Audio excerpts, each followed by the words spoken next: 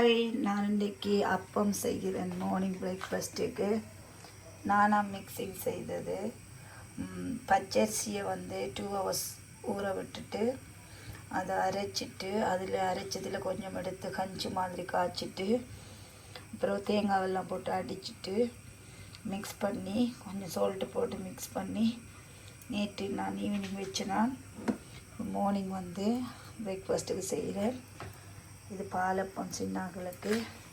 இதுக்குள்ள கோகனட் பால் இருக்குது. பாலுக்கு இந்த அப்பம் போட்டு கொண்டு இருக்கிறேன். பாருங்க, 2 சட்டியில் போட்டு கொண்டு இருக்கிறேன்.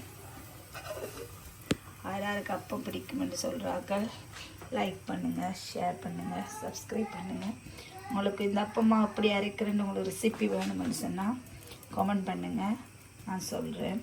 சரியான ஈஸியாக இலகுவாக செய்யக்கூடியது, குயிக்காக செஞ்சிடலாம்.